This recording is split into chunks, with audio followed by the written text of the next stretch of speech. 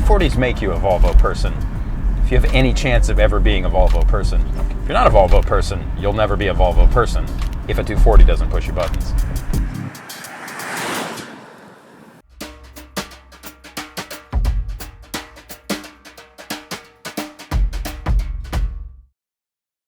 The Swedish have a saying about adversity. Don't complain about the lack of wind, learn to sail. This car is Volvo learning to sail. In the late 1960s and early 70s, the company became aware that their cars had a reputation for being hard to drive. They were slow, they were heavy, there were a few sporting models, but by and large, the public saw them as difficult. So the company spent millions of dollars trying to figure out how to fix this. They looked at everything from safety to braking to straight line performance and decided that all of it was important and that they were going to change all of it. The result was this car, the Volvo 240, a heavy evolution of the Volvo 140 that came before it. It was faster, it was safer, it was more comfortable, it had a nicer interior. It's as close to being the same car as it could possibly be while also being a completely different car, and it's better for it. The 240 was Volvo's first million-selling car. People loved it. It stayed in production long after executives thought it was originally going to be canceled because it just didn't stop selling. And on the surface, you can see one of these things and wonder why. But a couple of miles in one, if you let your mind adjust to it and start thinking about what the car does well and where it puts your head, it totally makes sense. It's easy, it's calming. It just gets you where you're going without any fuss, but it's also deeply satisfying on a kind of simple mechanical level in a way that a lot of modern cars aren't, in a way that a lot of 1980s cars aren't. And again, it was safe. The United States government called this the safest car in the world at one point. NHTSA bought a small fleet for experimentation and research. People bought them specifically because they were so safe, but they ended up keeping them because they loved them, because they were durable, because they lasted forever, and they were satisfying. And if you can get along with the car's way of doing things, it's absolutely delightful. So you might have noticed this is a less than perfect Volvo 240. That makes it the perfect kind of Volvo 240. These cars are not collector pieces. What makes them great is that they are usable classics. You can get in one every day of the year, any season, be comfortable, cozy, travel anywhere you need to go, haul a whole bunch of stuff, put the family in it. It's usable and you don't have to worry about it. They made enough of them and enough of them survived that they're handy and affordable in pretty much any town in America. So the 240 was made from 1975 to 1993, and it came in a bunch of different variants. For the purposes of this piece, we're just going to talk about a handful of cars. There's the 242, which is the coupe, the 244, the sedan, and the 245, the wagon. The coupe was discontinued after 1984. The sedan makes up the majority of the population, and wagons, like this one, are about 30%. There were a number of different engines. Most of them were 4 cylinders, but there was also a V6 and a couple of different diesels. Again, for the purposes of general speaking, we're going to talk about what's known as the red block. From 1976 to 1983, it was installed in the car in a 2.1 liter form. That's most of what you're going to see. By 86, it had been bumped up to 2.3 liters, made around 114 horse. None of these cars are fast. None of them make a lot of power. Most hover around 100 or 115 horsepower. There is a turbo model. The turbocharged model was the same basic engine. Early ones made 125 horse. Later ones made 162 with an intercooler. Like I said, everything on the car is understressed and overbuilt, and the engine is no exception. These things are good for at least 250,000 miles, if not more. When the cars were new, Volvo had a high mileage club that you didn't get entry into. You were not allowed to enter the club until you ticked over 100,000 miles. And you got a badge every 50,000 miles after that, all the way up to 2 million miles. The turbo cars are no exception. They ran relatively low boost from the factory, about 5 PSI. And again, it's that same overbuilt motor, so they tend to be pretty long-lived. With those cars, intercooled or not, you want to look for blue-gray smoke on acceleration. Shows that maybe the turbo's nearing the end of its life, starting to push some oil. The intercooled cars were available either from the dealer as an intercooled car or as a kit that the dealer could apply onto a base turbocharged car. If you're looking at a car that has an intercooler and the install seems a little weird, don't run away. Just know that it was probably a dealer-done car.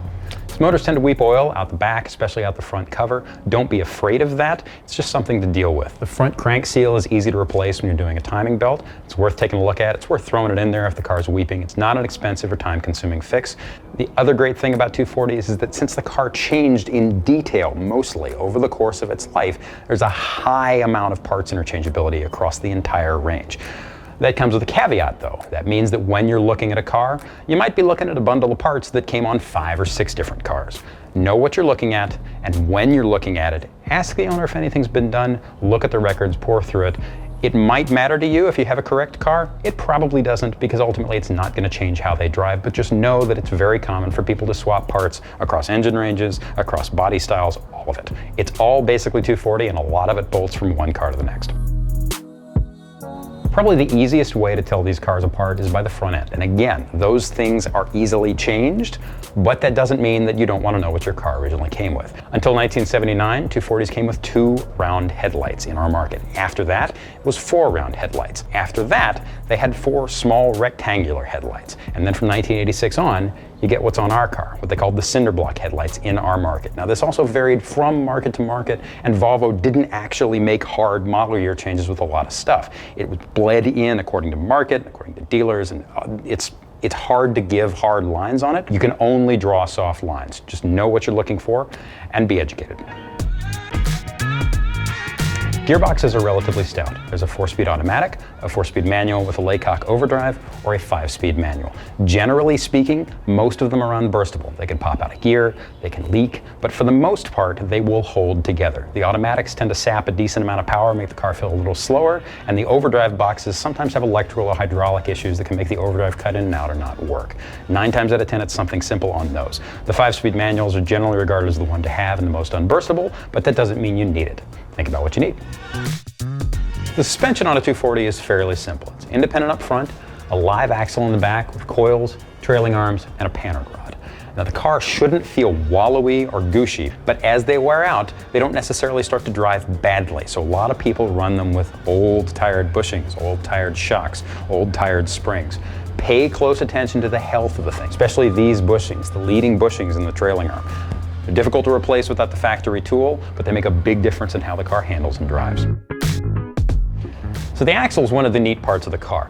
It is essentially unkillable. The ring and pinions make noise as they get old, but by and large, it's a durable piece. This is a Dana 30 in either a 1030 or a 1031 case. Now the 1031 is slightly stronger. You can usually tell the difference between the 1031 and the 1030 because the 1031 has 2 ribs, the 1030 has 1.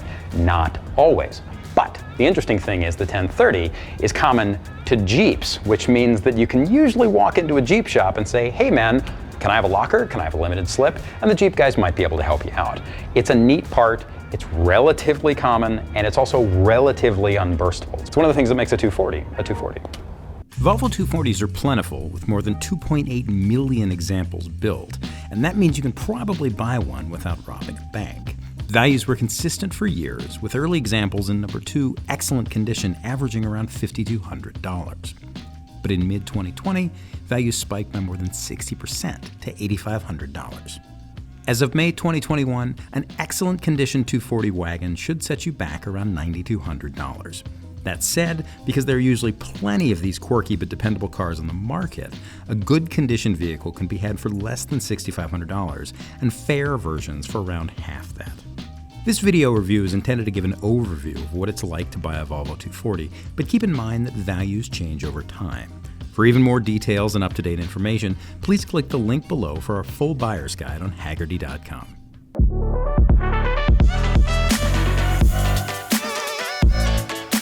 The V-shaped safety belt is arguably Volvo's greatest contribution to the long and turbulent arc of automotive safety. But this is its most charming one. They have great brake feel, but everything else doesn't work on a spec sheet. It's not fast, doesn't handle well by traditional standards, doesn't produce a lot of grip, it's docile, won't hurt you, but at the same time you're not going to get excited by it. I knew a lot of moms who drove these things. Friends looked at me funny when I said I liked it, but I did like it. And after they spent enough time in it, they started to like it too. 240 gets under your skin, it's just like that.